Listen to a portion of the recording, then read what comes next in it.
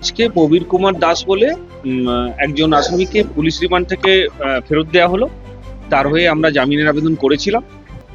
যিনি হচ্ছেন ডিএম অফিসের স্টাফ, ডিএম এর আন্ডারে, ডিএম এর কন্ট্রোলে, তার হয়ে জামিনের আবেদন করেছিলাম। কিন্তু তদন্ত যেহেতু প্রাথমিক পর্যায়ে, সেহেতু মাননীয় আদালত আজকে তার জামিন মঞ্জুর করেননি। আগামী দিন ধার্য করেছেন 3রা সেপ্টেম্বর, সেদিন আবার জামিনের আবেদন করব। আর এই কদিন পর্যন্ত বিভিন্ন জায়গায় প্রবীরবাবুকে নিয়ে যাওয়া হয়েছে তদন্তের স্বার্থে, কিন্তু প্রবীরবাবুর অভিযোগ হচ্ছে সেখানে তাকে যেখানেই নিয়ে যাওয়া হয়েছে সেখানে যে কাগজপত্রগুলো উদ্ধারের দেখানো হচ্ছে সেগুলো কিন্তু নয়, সেগুলো কিন্তু পুরোটা সাজানো। এটা প্রবীরবাবুর অভিযোগ। দেখা যাক এখন। হ্যাঁ, জেল হেফাজত আজ থেকে আগামী 3 তারিখ পর্যন্ত তার জেল হেফাজত, ফার্দার পুলিশ রিমান্ড চাইনি। আর আজকে আমরা আরেকটা করেছি, যেহেতু কোর্টে কিছু এই মামলায় কিছু গাড়ি সিজ হয়েছে বলে দেখানো হয়েছে। সে গাড়িটা যারই হোক, সেটা তো তদন্তের ব্যাপার, সেটা তদন্তের আমাদেরকে এখন জানানো হয়নি বা প্রকাশ করা হয়নি, গাড়ির মালিক যেই হন। কিন্তু যেহেতু একটা আদালতের মামলা চলাকালীন সেই কোনো গাড়ি সিজ হলো, সেটা আদালতের সম্পত্তি হয়ে যায়। সেই সম্পত্তি থেকে সেই গাড়ি থেকে কিছু টায়ার খুলে নেওয়া হয়েছে বা চুরি হয়েছে বলে আমরা কিছু ফটোগ্রাফ পেয়েছি। সেগুলো কোর্টের কাছে এনে কোর্টে সেই ফটোগ্রাফ দিয়ে আমরা কোর্টের নজরে এনেছি যে এটা দেখা হোক। যাই হোক, সেটা যারই হোক, কিন্তু যেহেতু সেটা কোর্টের সম্পত্তি, সেখানে চুরি হওয়াটা বাঞ্ছনীয় নয়। এটা তদন্তকারী অফিসারের বা পুলিশের দেখার দায়িত্ব যে সেগুলো কে চুরি করেছে। গাড়িটা রয়েছে মোহাম্মদ বাজারের কোনো এলাকায় কোনো পার্কিং এ রয়েছে, যেটা আমরা থেকে সিজার লিস্ট থেকে বুঝতে পারছি।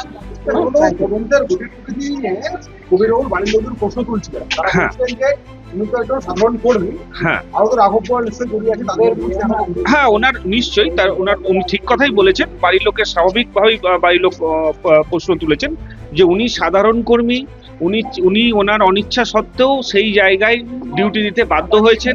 উনি সেই সময় ওখানে পোস্টিং ছিলেন না, উনি ছিলেন সাঁইথিয়া পোস্টিং। ওনাকে বাধ্য করা হয়েছিল সেখানে দিতে। সেখানে কি প্রসিডিওরে কাজ হয়েছে ওনার কন্ট্রোলে নেই। ওনাকে যেটুকু ডিউটি দেওয়া হয়েছিল উনি সেটুকু করেছেন, সেই জন্যই তার বাড়ির লোক বলছেন।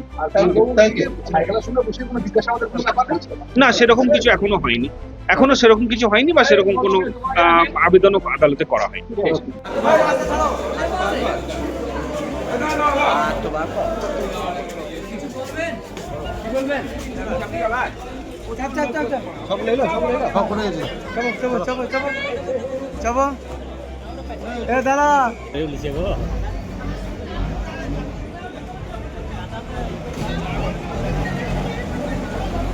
দাসকে আমার বাপের বাড়ি নিয়ে যাওয়া হয়েছে। হ্যাঁ, বেলা 11টার সময় নিয়ে যাওয়া হয়েছে। তারপর আমার বাপের বাড়িতে একদম তছনছ করা হয়েছে এবং আমার 2 বৌদি, একজন অল্প বয়সে বিধবা, আমার দাদা অ্যাক্সিডেন্টে মারা গেছে, আর আমার বড়দা ডায়ালিসিসের পেশেন্ট, তার একটি পা এখন ভাঙা, সে পরের সাহায্য নিয়ে চলে, সে কলেজে একটা জব করে। হ্যাঁ, তারপরে 2 বৌদি চলে যায় ওপরে, সরাসরি পুলিশ ঢুকে আমার ভাইপো দরজা খুলে দেয় পিসামশাইকে দেখে। তারপরে তখন 2 বৌদি চলে যায় ওপরে, হ্যাঁ, পুলিশ নিয়ে, এবং আমার স্বামীকেও নিয়ে যাওয়া হয় ওই ওপরে, আর ক্যামেরাম্যানও চলে যায়। আর নিচে কিন্তু কেউ ছিল না, আমার বয়স্ক বাবা মা অন্য ঘরে ছিলেন। আর আরেকটা ঘরে এসে দেখছে পুলিশে একটা পাথরের একটা কাগজ, টুলুমণ্ডলের পাথরের কাগজ ঢুকিয়ে দিয়েছে পুলিশে, নিয়ে বলছে এটা তো আপনাদের কাগজ, তাই বলছে একদম মানে টেবিলের সামনে। হ্যাঁ, তাহলে পুলিশ কত বড় বদমাইশ! হ্যাঁ, পুলিশ কত বড় প্রমাণ করলো যে একটা বদমাইশি করে কাগজ ভরে তার বাড়িতে একটা দুটো অসুস্থ 80 বছরের বৃদ্ধা, 2 মহিলা উপরে গেছে। তাদের কি পুলিশের কি উচিত হয়েছে যে তাদেরকে সার্চ না করিয়ে ভেতরে ঢোকা? আর সেই সময় 5 গাড়ি পুলিশ গেছে, 5 গাড়ি পুলিশের মধ্যে প্রত্যেকে কেউ সিভিল ড্রেসে, কেউ পুরো ড্রেসে। হ্যাঁ, এবার কে কি সেটা তো আমরা জানি না। আর ওনারা তো বহরমপুরের বাড়ির লোক তার প্রস্তুত ছিল না। হ্যাঁ, তারপর আমার দাদা এসে বলেছে না, এগুলো তো আপনাদের কম্পিউটারাইজড কাগজ, এগুলো তো আমাদের কাগজ নয়। হ্যাঁ, তাকে হোয়াটসঅ্যাপে পাঠানো হয়েছে কলেজ থেকে এসে, তাকে সে এসেছে একজনের সাহায্য নিয়ে, সে এসে বলেছে যে এগুলো তো আমাদের কাগজ নয়। তখন পুলিশ আর কিছু করছে না।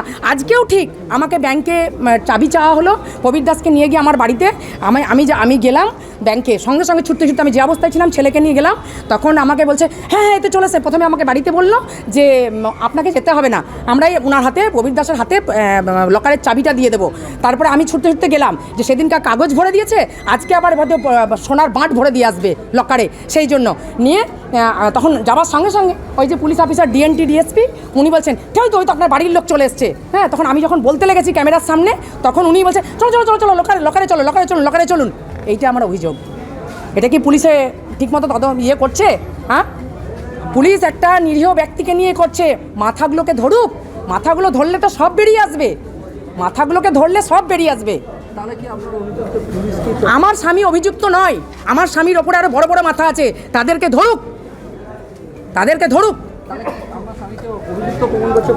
হ্যাঁ, অভিযুক্ত প্রমাণ করছে না আমার বাড়িতে কিছু পাওয়া যায়নি তো, কোথায় অভিযুক্ত প্রমাণ হয়েছে আমার স্বামী? পুলিশ কি তা প্রমাণ করার চেষ্টা করছে? পুলিশ কি মিথ্যা অভিযোগ করছে আপনার স্বামীর বিরুদ্ধে? না, কিছু বলেনি, কিছু পাচ্ছে না তো, কিছু পাইনি তো। পুলিশ কি মিথ্যা অভিযোগ করছে? পুলিশ ফলস অ্যাকিউজ আনছে? হ্যাঁ উল্টো পাল্টা বলছে, ওনাকে মানে মানসিক টর্চারিং করছে। হ্যাঁ, থানাতে মানসিক টর্চারিং করছে। সকাল 11টায় ভোর 4টে সাইকেল হোসেনের বাড়ি ওকে কেন নিয়ে গেছে? সাইকেল দমকল, হ্যাঁ সাইকেল হোসেনের বাড়ি কেন নিয়ে গেছে? কেন সাইকেল হোসেনের বাড়ি নিয়ে যাবে ওকে? ওকে তো রেস্ট করাতে পারতো। হ্যাঁ, গাড়িতে বসিয়ে রেখেছে গরমের মধ্যে, আমার স্বামীকে।